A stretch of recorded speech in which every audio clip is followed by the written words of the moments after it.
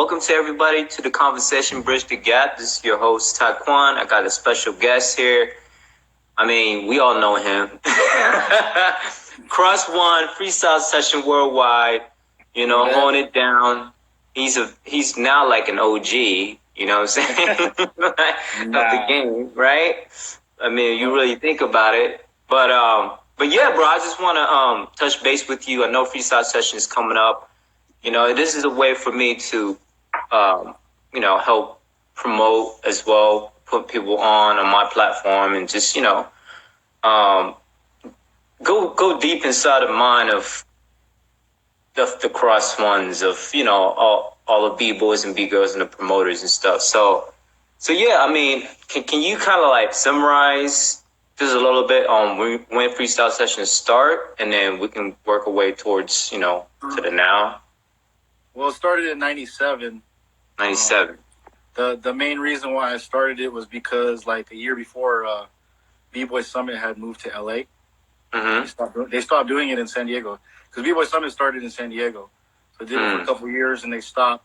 And then, I was an active B-Boy at the time. So a lot of people stopped coming to practice, like, after the events happened. So they would only just kind of practice when the events happened, Mm-hmm. So I was just like, I was kind of sick of being the only one at practice sometimes. So I was like, all right, let me see if throwing an event will fix things, So I helped a friend of mine actually throw an event because he was throwing events, and then it was funny because I threw the event, and then I helped throw the event, but then I also entered the event, so I won the event with a couple homies. And I also made like half the door. So yo, lucky the internet wasn't. So for everybody saying that Cros never won anything, I won plenty of shit. You just weren't there. Oh man, word. Plenty of shit. You just weren't there. Word. I feel you. So yeah, I mean, so 97, bro. Wow, yeah.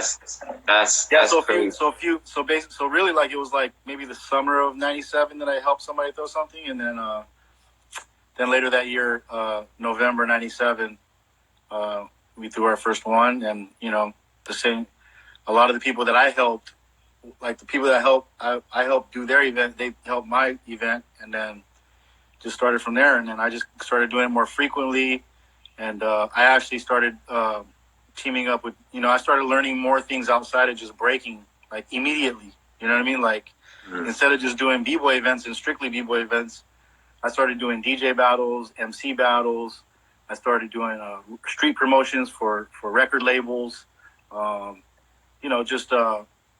Taking like lesser positions with companies that do promotion and just like learning the ropes. You know what I mean? Like, not just thinking that I knew everything, you know what I mean? And at the same time, my sister was working for the airline. She worked for United, so I would take like these little buddy pass things and just, I went to Japan for an event for B-Boy Park. I went to Rocksteady Anniversary. I went to Pro-Am. I just went to pretty much every event that I looked up to.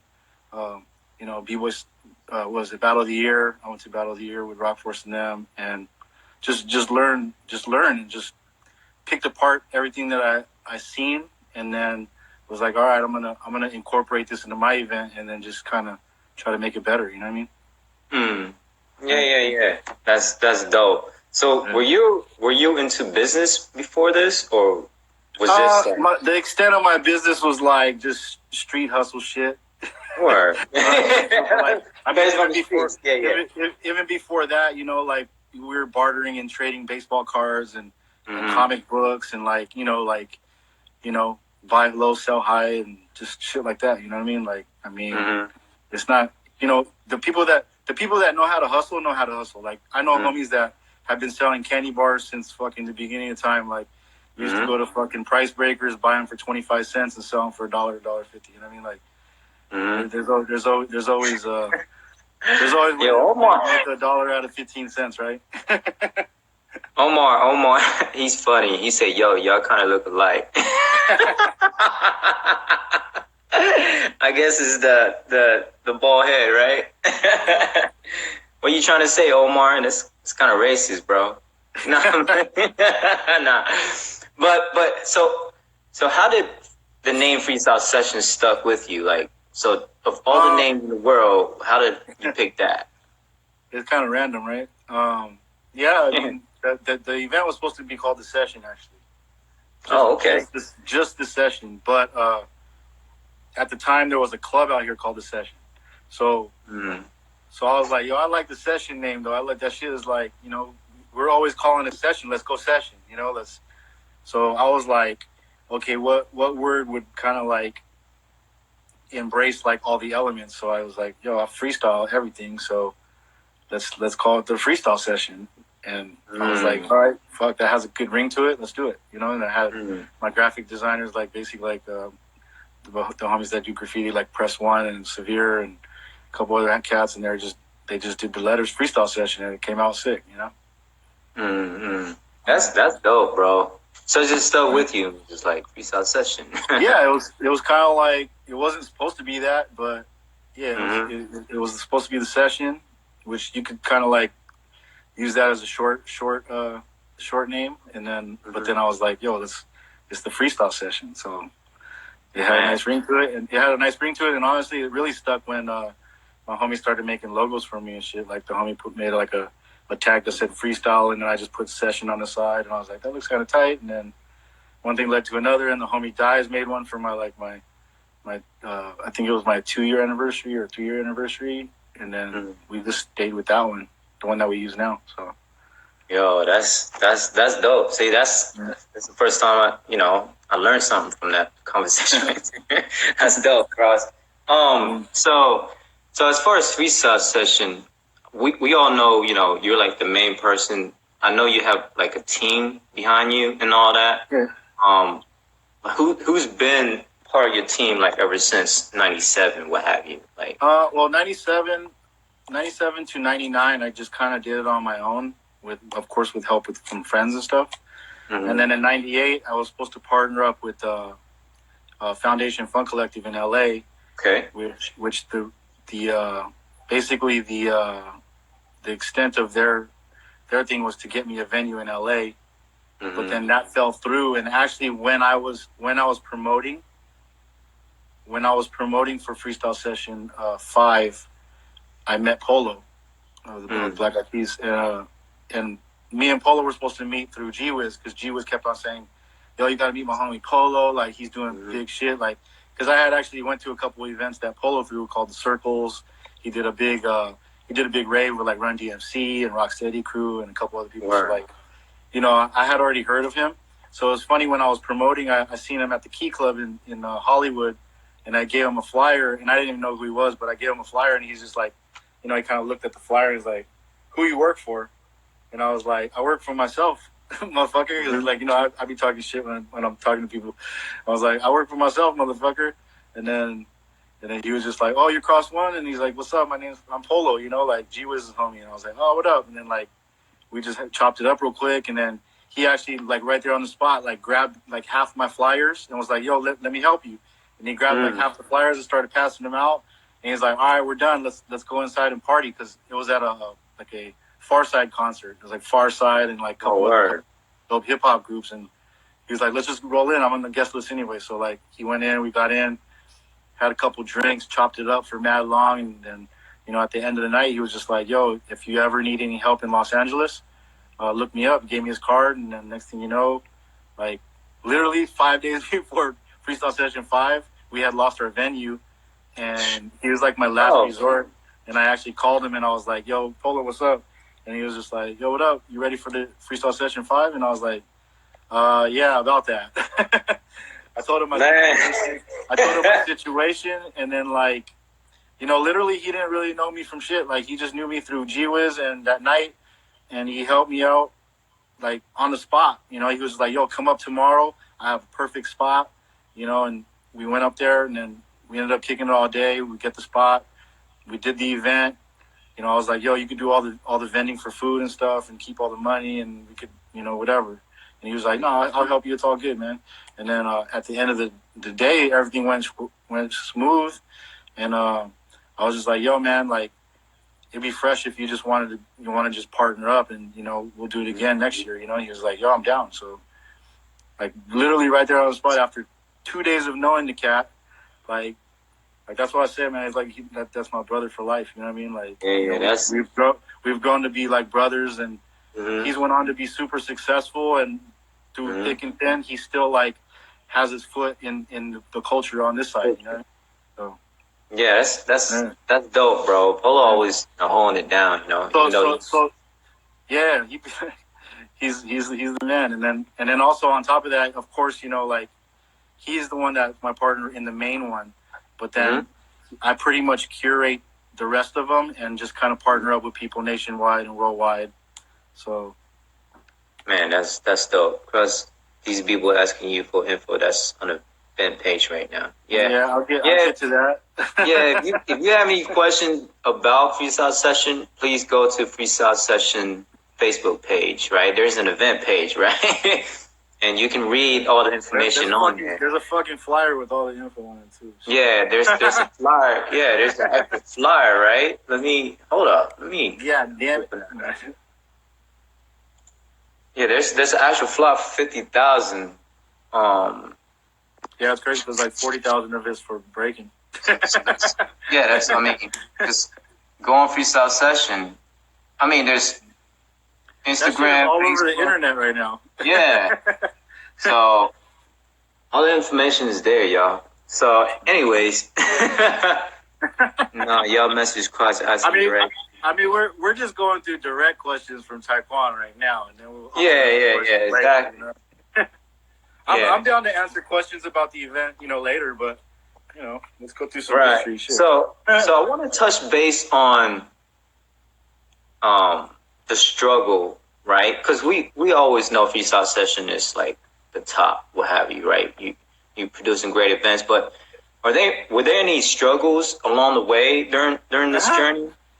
I just told you. Right. So let's talk about that, right? Because honestly, that's the whole point of these conversations I've been having with past guests. Is like I want to showcase like the struggle behind the scenes stuff as well, right? The process, because we always just see the ending results and even people that like haters, they hate because it's so successful, right? But they don't know that you put in mad work, right? And there's struggles on your journey as well. So, I mean, honestly, the number one problem with the b-boy scene is that everybody kind of goes off based on assumptions. You know what I mean? Like, there's so many people that I know that have went off on me or just like accused shit of events and this and that about judging, and like they just go all off assumptions. Like it's like how hard is it to like reach out and just be like, hey, Cros, like I have a question. How come this guy's judging, or how come this is happening, or a lot of people think that I'm a fucking millionaire, and to be all honest, like I don't really put it out there a lot. But like, dude, like 6 years ago, I fucking declared bankruptcy. You know what I mean?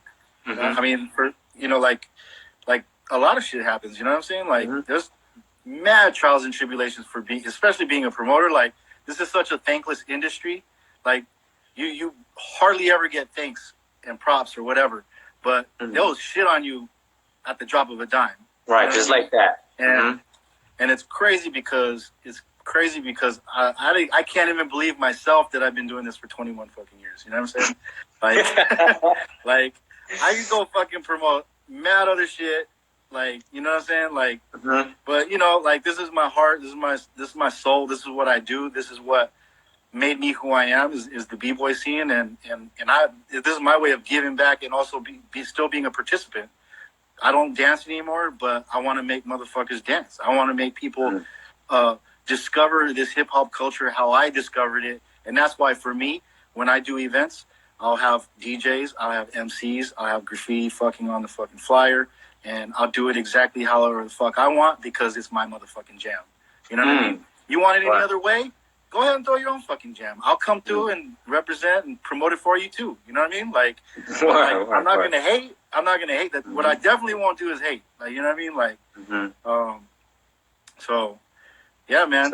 So basically, there were struggles along your journey, and I have struggles every day, man. I struggled to fucking sleep last night because motherfuckers call me all day about shit for this event. So today is now the go day. Like finally, like up until today it was kind of like chilling, but that's what I do all the preparations for, is to get prepared for the days leading up to the event and the event itself. And yeah, it's just, that's what it is. You know what I mean? Yeah, that's dope, bro. Because I mean, a lot of people just see, the end results, and they don't even know the behind the scenes stuff. And I'm glad that even the end result, man. Like, I mean, shit, dude. Like, I mean, for me, like production wise, like Freestyle Session isn't like the craziest production. Like, if you went to other events like in Asia or Europe, you would be like, yeah, this. Or even Silverback compared to Freestyle Session, like our production is way different, and like it's way more budget. You know what I'm saying? So yeah, man. Like, I mean, we just make do with what we have, because that's kind of like the hip hop way, right? You make do with what you have. If the floor is fucking shoddy, you're gonna fucking do whatever you can to be looking fresh anyway. It don't really matter. Yeah. I mean, that's the thing with Freestyle Session. There's always something raw, memorable about it, right? Like the ship thing, right? Where they kind of like didn't let you do the venue, like the venue kind of pulled on that as well. The thing about the Queen Mary is so there's two venues at the Queen Mary Park. So there's the Queen Mary, which is owned by one person, and then there's the Spruce Goose Dome, where at the time it was owned by the city, half the city, and then half the people that own the Queen Mary. So we had initially rented the Spruce Goose Dome. We didn't even care to we didn't even know that there was a venue inside Queen Mary, to be honest with you. Word. So we had set up a lot of equipment. Like, we kind of parlayed some stuff with the Black Eyed Peas coming, because they were about to go on tour a couple of months later. So we got to borrow like LED screens from them and all kinds of stuff, because they were basically going to do like a run through of their show for the tour at Freestyle Session. And we got, like, of course Polo's going to get a good deal from them because he's their manager, but we were gonna use all that stuff, and we had it all set up inside the dome. And then, I mean, from the get-go, the city of Long Beach had kind of like shitting on us at like meetings and everything. So bottom line, basically the Saturday morning of the event, they pulled our permits, and we weren't able to do shit really. And then luckily one of the homies was actually one of the managers there. So he was like, yo, there's a venue inside the Queen Mary. You should check it out. And I was like, yo, man, whatever. Like, somebody go check it out. You know what I mean? Like, I was just like kind of fed up, and Polo was like, yo, you got to come see this, man. It's kind of crazy. So I walk up in there, and dude, it was like one of the most perfect spots. I wish I would have known about it earlier, because I would have just had it there. It looks that's crazy, bro. How this came about, And when I'm a firm believer in all things happen for a reason, you know what I mean? So like, I guess that shit was just meant to be, Yeah, and then build that momentum to Freestyle Session 10, and then where Zoo 10 even, like, when was 10? 10 was in 2004, so Queen Mary was like in 2002, so we had taken like a 2-year break. We were doing Out for Fames and stuff, so. Yeah, with Polsky. Yeah, so we just kind of put Freestyle Session on the back burner for a little bit to do some nationwide stuff, And then you came out with the bang, Freestyle Session 10, like, and that was actually that was a secondary venue too. We lost our venue there. Yeah, because we had Slick Rick on the lineup, and he had just gotten out of jail. And and the owner of the venue found out that he had just gotten out of jail, and he was reading up on him, and he was like, "Nah, I can't have a rapper like that on stage at my venue," and he was just being mad whack. So literally like a week before, we had to get this other venue, and it's crazy because the other venue was like 4 times more expensive. So I mean, we just kind of got jacked up on that one. Dude, that's but crazy, like you said, it cracked off, like. Like I said. Yeah, I mean, I never knew that.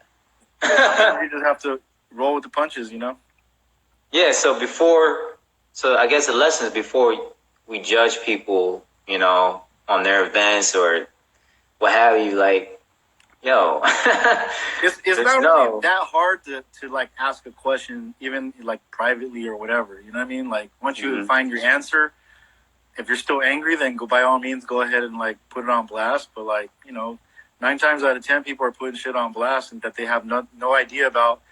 They end up looking stupid, and then they just crawl in their little fucking hole, and you never hear from them again, or just go off on somebody else the same fucking way. Right. So like I'm saying, like people just need to kind of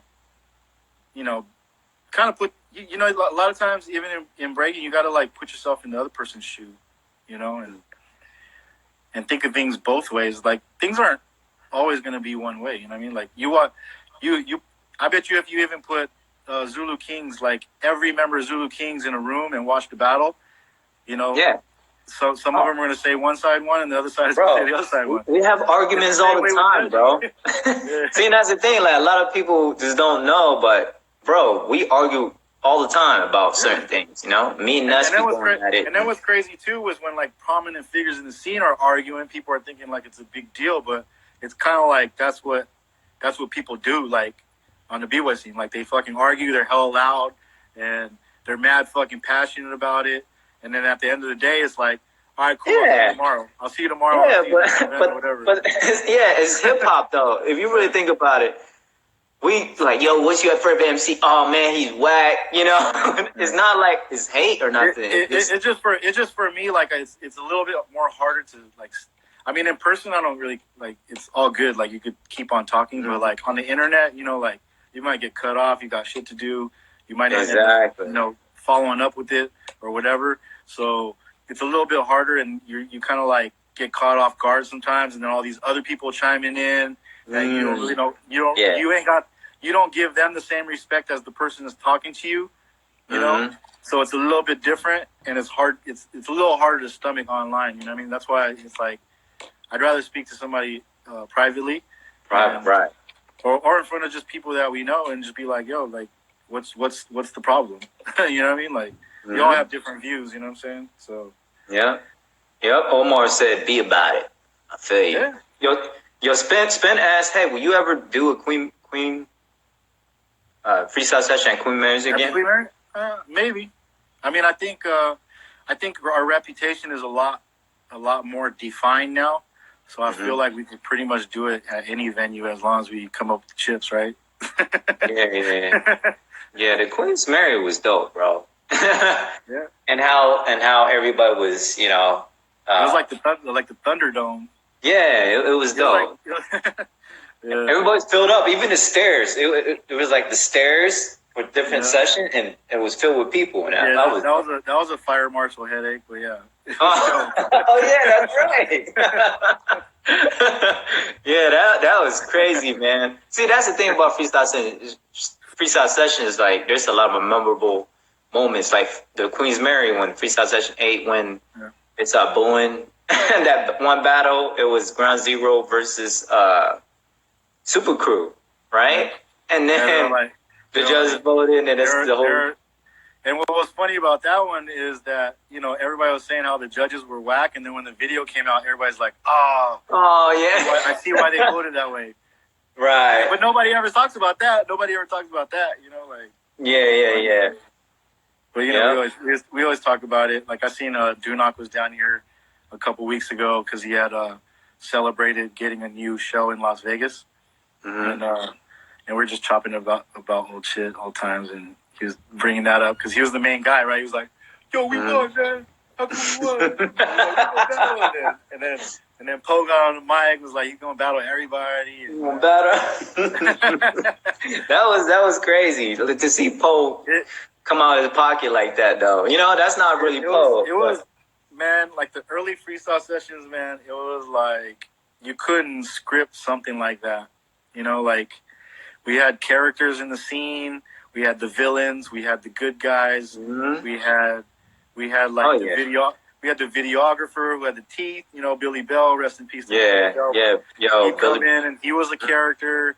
And then you had Cujo with the crazy hair. He was a character. Iron Monkey, Reveal, like, and then later on you would have the cats from the East Coast coming in. And yeah, man, like Ground Zero, like the evil villains. Like they'll call you out on all your bites, and they'll fucking come in. Everybody hated them, but then they would always do good. You know, like it was just a special time. You know what I mean? Like I think there's still characters like that in the scene now, but it's just so many people that are so dope now that it's like. You know, to stand out these days, like you really, really have to stand out and shine. You know what I mean? Yeah, exactly. And that's the thing with Freestyle Session is, there's always memorable moments. It's organic, like it's very organic, right? Yeah. You always try to please everybody, but at the same time, if something goes wrong, you know, another thing happened that's great. Just like last year, right? Like rocking. Then all of a sudden brought out to the streets, and that was like one of the livest things. I tell the guys, I mean, I was like, yo, man, because I thought of it like more like, okay, this is the first year. Whatever we do now, we're going to make it better next year. You know what I mean? And so I had already went in like going, okay, they might not, because you know, how many rocking battles do you see nowadays? You know what I mean? It's not too many, and just the format needs a little bit of fixing for like the audience, you know. So we're fully prepared this year to just knock it out in one day, so we're not having the same problem as last year. And then, I just feel like it just needs to be a little bit more tweaks for it to be more spectator friendly. You know what I mean? So, but honestly, but yeah, the outside parking lot final battle, that shit was the nastiest shit that you could ever have happen. You know, like everybody. It was live. It's like if you have everything in the stage, everybody's like, "Oh man, that's fucking whack. That shit's not real." And then when it turns out to be some real shit, everybody's like, "Yo, that's whack. It's not on stage. You should have been in the main room." Like what? Right. What do you want? Yeah. I thought it was live, man. I mean, that shit was sick, dude. I mean, the only thing I didn't like was that the fucking Rent-A-Cops came and fucking tried to break it up. Like, I guess they broke it up hella early because they should have just let it go. You know what I mean? Like, yeah. Like, what the hell? They was charging at us, bro. Yeah, like, what is a bunch of people dancing gonna do? Like yeah. You guys were holding it down. You guys opened up the circle, had the freaking car bump in. Like, I rented the SUV, right? And basically, I was like, you know what? Let's do it, you know? And I parked my SUV. But then afterwards, the security was coming at us. Like you could, like I said, man, you can't script no shit like that. Yeah, you know what I mean? Like exactly, you can't go set out and be like, let's throw a raw ass battle in the parking lot. Like, I wish that was like documented.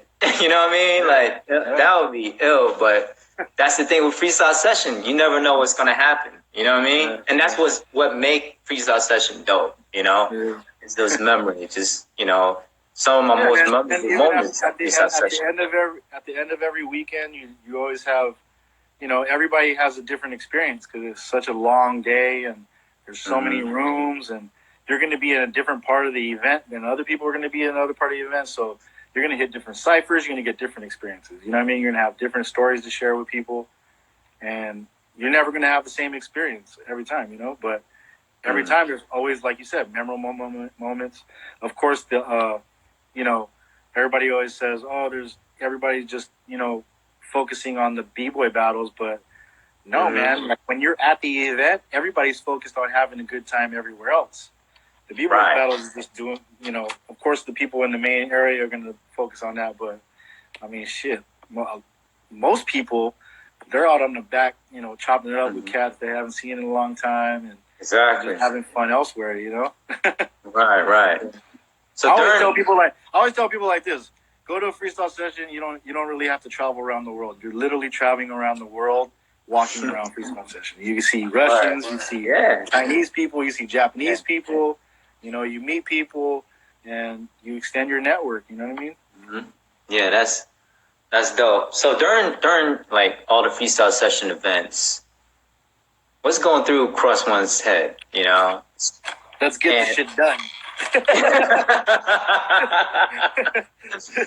You're getting stressed out. You're like, dang, like this is not going the way it's supposed to.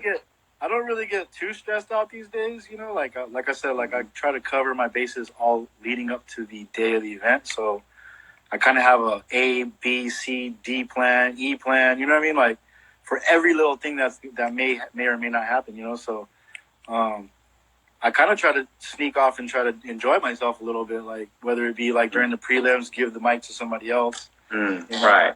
Last year I gave the mic to Joe, and I got to walk around and kind of breathe a little bit. And, yeah, that's dope. Of course, I'm only going to get a couple minutes of that, and then I got to go outside and figure everything out. And I get dinged on my headset about something else, So, man, but just try to just take it all in, man, because like I really wish that there was, like cool thing about like Silverback, like that's another event that brings a lot of people together, and I'm able to just go and, I am helping there, but I get to also come as a spectator and just chill and watch and chop it up with cats and have a little bit more breathing room as I would at my own event. You know what I mean? Mm-hmm. So yeah. I mean that's the majority of the reason why I travel a lot, man. Like I barely probably make money for my flights and accommodations and have a good time. And sometimes I'll get to judge. And I mean, I told somebody like a lot of people just think I'm traveling around judging all the time, but 9 times out of 10, the reason why I'm judging is because somebody didn't show up.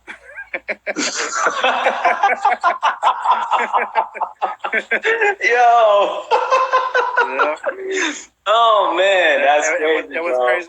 And what's crazy about that is that I did that so much that now, I started getting judging gigs off of it, So, I mean, it is what it is, But, that's funny, bro. Can you name those 9 B-boys? Oh, shit. Omar say, who's the 9 people that didn't show up? 9? That's more like 100. Damn. Yo.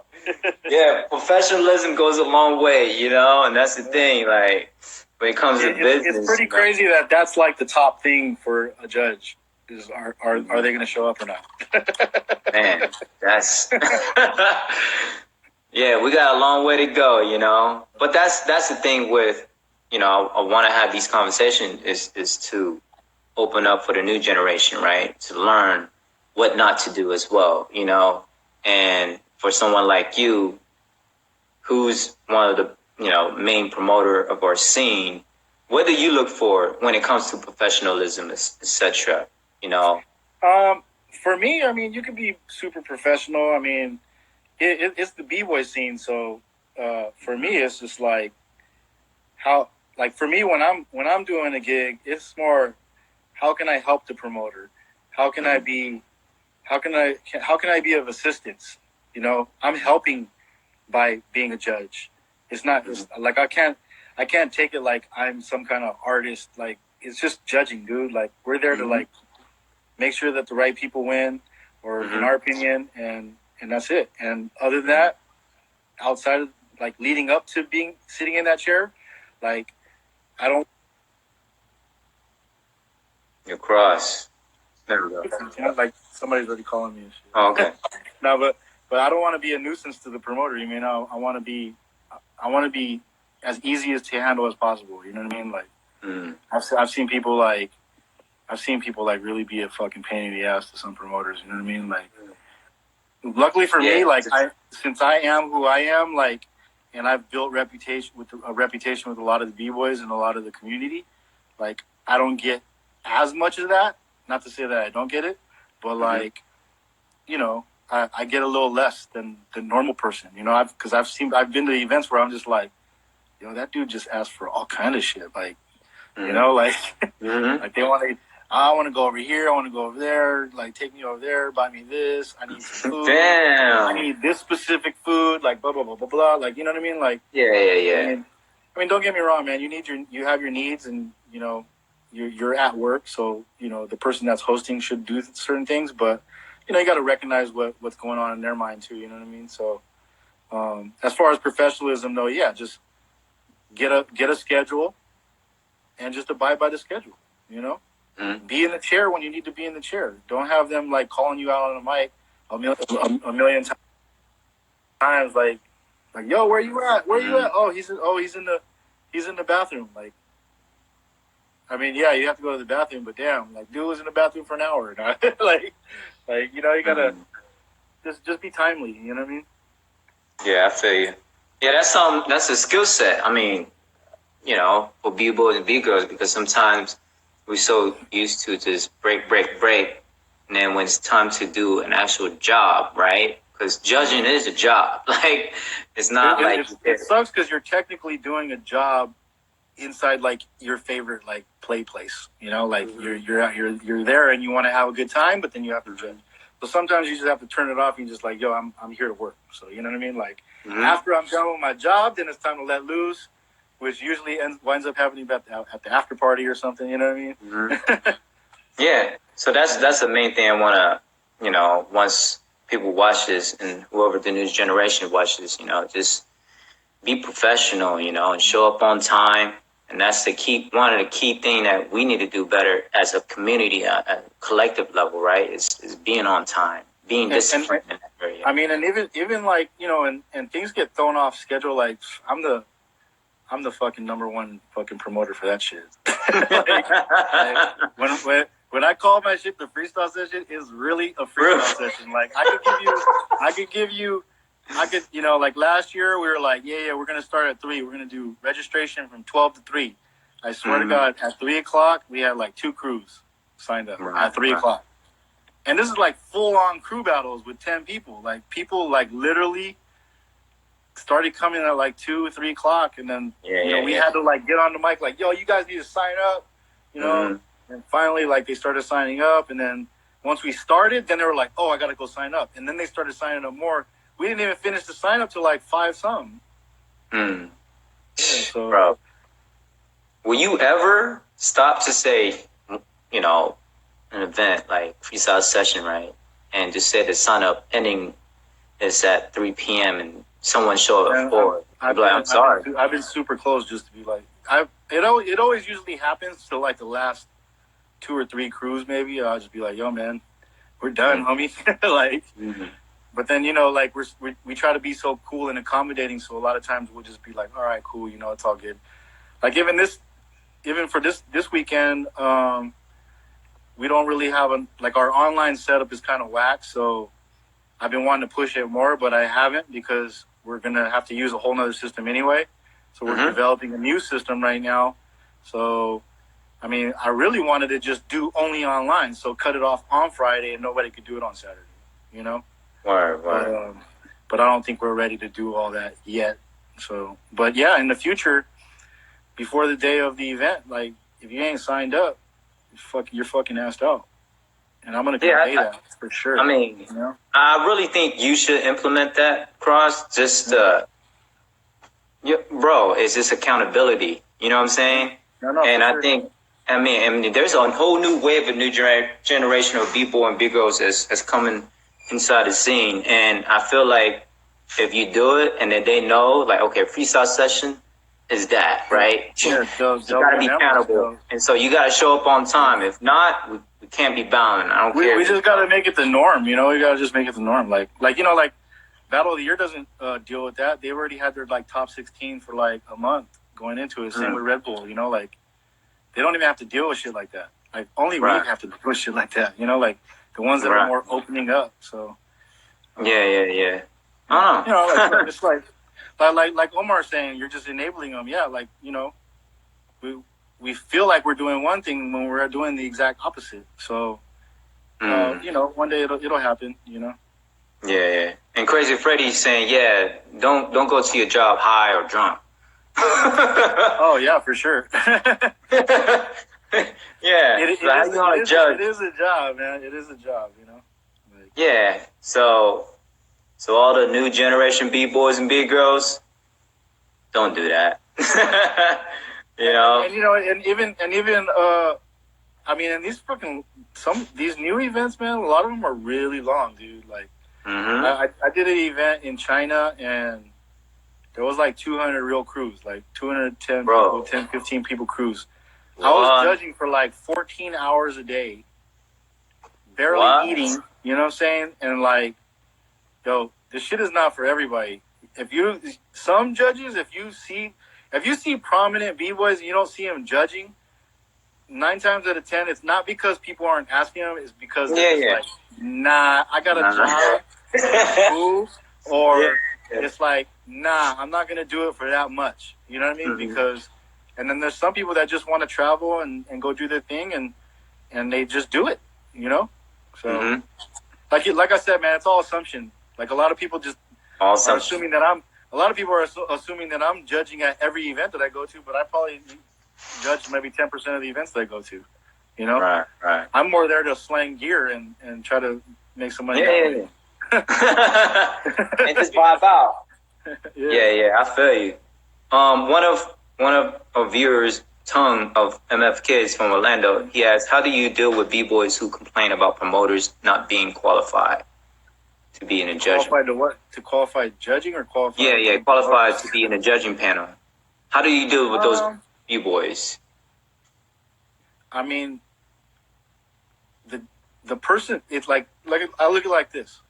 If somebody's throwing a birthday party and they invite like a certain amount of people or whoever, they can invite whoever the fuck they want.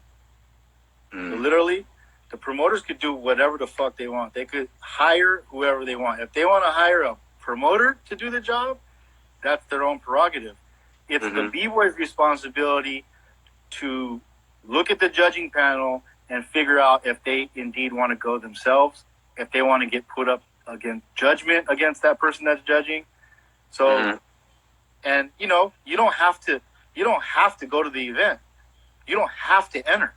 You know what I'm saying? Like, for me, I don't care. We used to go to fucking jams all the time. We're just like, oh, this motherfucker's judging right here. Ah, fuck it, we're gonna enter anyway. I don't give a fuck. Like, cause we're just there to make fun, right?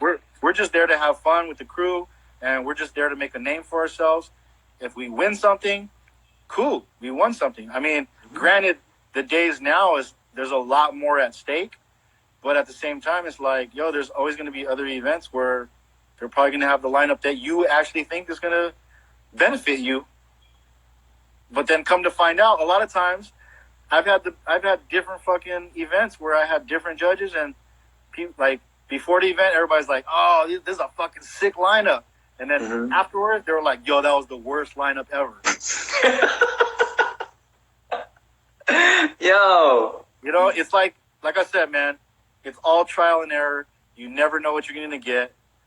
And literally, as far as judging is concerned, you never know what you're going to get, man. Like, you know, what you get. And, you know, I've watched things online where I was there, and I changed my judgment watching it online because I'm looking at something totally different online. Because when I was there, I was seeing it in 3D. Right there on the spot. I got the vibe of the crowd. When you're in the comfort of your own home, laying in your bed, looking at your phone or looking from a laptop, you're listening to the music like half a note off, and like, you can't even hear the crowd. You can't feel shit, and you're gonna look at it a whole different way than the person that was in the seat. That's what it is, you know? Yeah, I feel you. So, and like I said, you could probably even show somebody the same fucking battle 10 times, and you probably some are gonna be so fucking close that you're gonna catch different nuances and catch different things and view different things where you might judge it one way the first 5 times, and then in the last 5 times you judge it a different way. These battles are getting that close. You know what I mean? So yeah. You know, Omar saying mic up the judges. We've actually had a conversation about possibly doing that for the N8 system, so that instead of having to write, because you know a lot of people like to write notes when they're judging, but when you're sitting there having to write a note, you might miss something. You know, so like I'm not there to write notes. Second, I'm there to make judgments. I'm not there to write notes. You know what I mean? Like, of course, I want to make mental notes, but you know, when you watch the 100 battles, when somebody in the beginning is like, "How did I do?" Man, it's really hard to tell somebody like, "Yo, you know, on that foot sweep thing you did, like you should have went this way." Like I can't do that. Like you can't do that after seeing 100 people. Like 95% of the times when people are asking me what I could have done better, I usually just be like, "Yo, you could listen to the music a little more," you know, because that's a little blanket statement that almost goes to everybody that's at a jam. You know what I mean? 95% of the time, you know.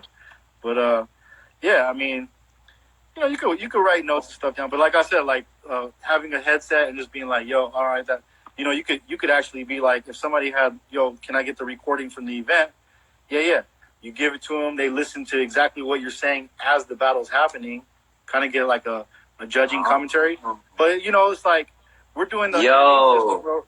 you know, right now you're doing the and 8 system, and you actually seen the percentage of each round that's happening, and people aren't even looking that up. So how much more stuff can you do to please people? You know what I mean? Like, yeah. you know, it's hard, man. Like, I mean, Omar said, if a judge goes to 100 events, man, how many times, like, and people are following up with them after every event, that's like thousands of people asking them questions about particular events. Like, that's a hard thing, you know?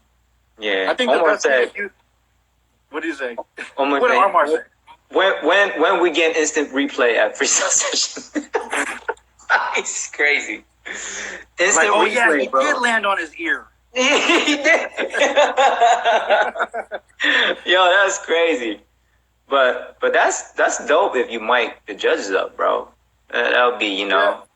I mean, but then then it's like are you really gonna watch the battle and like listen to like 5 different judges or 7 different judges or 9 different judges saying what they're gonna say, you know? Like, yeah. That's a lot of shit. It's like for you as a promoter, you try to please everybody, but every time you come up with a solution, there's always, you know, people and just everything comes with the cost.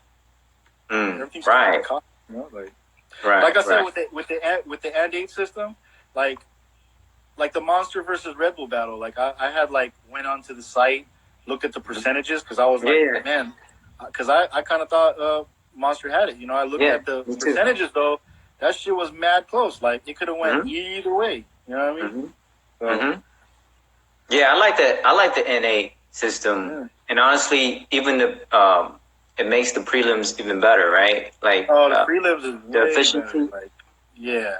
I mean, right. Always, you know, there's a lot of, you know, at the end of the day, humans are the one that's plugging into all this shit. So sometimes you'll catch some errors. But it's just being able to see them, you know, like last week there was a cat that was like, I forgot who it was, but in one cypher it was like two judges voted him top 4, and then one judge had him like 83rd. So like that knocked him out of the top. That knocked him out of even making it to the next round. But I was like, yo, there's no way that should happen. So what they ended up doing was just going off the first 2 judges because there was, you know, it just literally knocked him out of the top 10, you know, from being top 4, you know. So right. You know, and we were just like, you know, we gotta we'll just throw that dude or we'll do that, and then somebody on the bottom ended up doing the tiebreaker, and then they ended up getting it anyway, and then it just you know, just being able to catch little nuances. Like a lot of people I don't think a lot of people really can't get how you get to the top, you know, 16 or 32. Like for me right now, that's probably the hardest part of judging right now, is just doing that, you know?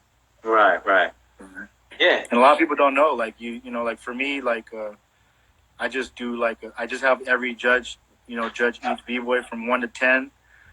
And we even use like 0.5s, you know, an average round will get like 65 to 70%, and that usually won't won't put you in the top 16 or top 32. But then, you know, the better rounds will get like a 75, which is borderline. You might get in, but then when you start wrecking shit, it's like 80, 85. Very seldom you get like a 90 or 100, 95. You know what I mean? Like nobody will get 100. You know, that's That's impossible. You know, like for me personally, I mean, I just think some judges are just like, oh, yeah, the guy made it. He's 100. You know, like, but it just depends on how you want to do it. You know, like for me, I try to make it even, because if everybody else makes it even, then when you take the average of all 3 scores, then you'll have a top 16 or top 32 pretty easy. You know. Right. Yeah, that's pretty dope, bro.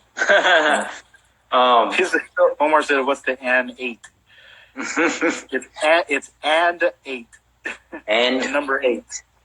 The number, so yeah. If you go to and8.dance, you could see like whatever battle they were at. They have the brackets and the scores for the judges, the list of who was judging what what round they voted for, which way, and how many percent, and all that. So it's pretty fresh. And I got it. I got it. Oh, it's funny. Yo. So as far as we're gonna come back to that where you said, you know, there's people who always, when they lose, they always start complaining, what have you, or complain about the judges. For me, that's human nature, you know. Yeah. I feel like for me, I just feel like they should leverage events for themselves, right? Even if they lose, right? And how they perform, what have you, just create some content from them going to your event, you know? Even if you lose, that's you pretty can easy to do these days. Shit. Yeah, and just create content, push what you do during that weekend or what have you, you know, and show the world. Maximize. Yeah, just do that on that. Let's be honest. Like if you go to Silverback or you go to Freestyle Session or you go to any like major event these days, you'll have like Yak there, you'll have Stance there, you'll have different content creators, which are all platforms in themselves. You know what I mean? 9 times out of 10, you can get to know the photographers. They'll take a picture of you. They'll post it up on the website, bump your social media. Sometimes they'll make a video clip of you, bump you on their social media. You get to use that clip for your social media. You get your bars up.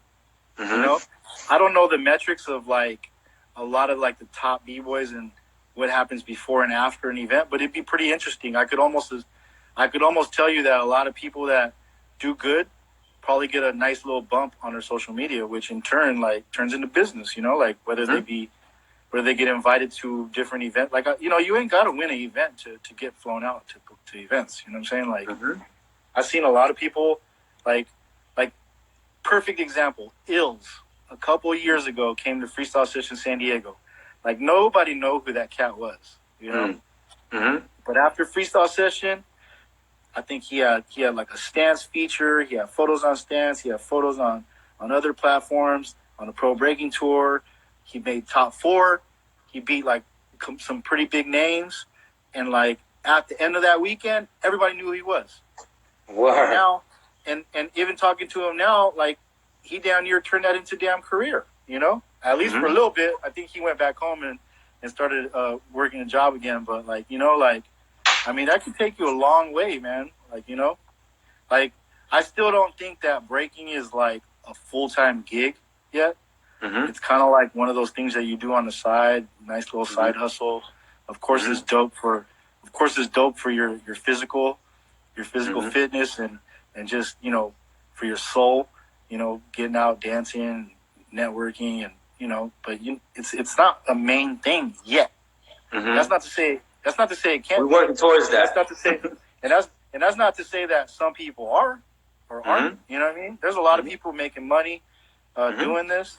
And there's a lot of people that aren't. There's some people that are just like cool with, you know, some people are making decent money. They're living happy lives, and they're just like, you know what? I want to go over here. I'm gonna reach out to a promoter and see if they're down, you know, and usually they get to go. You know what I'm saying? Like it's right. I think people are just banking on the fact that it is this. Oh, it's a 100% living. Like, don't get me wrong. Me personally, for the last 21 years, I've been wanting to get it to that point. You know, are we there yet? No.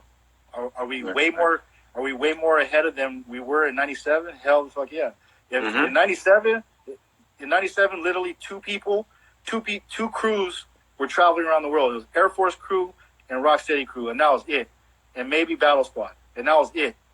You know what I mean? And then maybe a year later or around that time, like people from that were sponsored by Tribal started getting to travel. And then a little bit after that, since we raised the platform for Freestyle Session, Wild Styles Technicians started making a team. And then, you know, a couple years later, you know, the internet comes out. People started seeing more people at practice and blowing it up in practice. So they're getting like a whole new palette of different b-boys. So they were, you know, I think even Omar, hadn't even gone to any major events yet before he had already gotten flown out to a major event. You know what I mean? Hey, Cros. This chat's gonna end. I'm gonna re-answer and then we'll continue.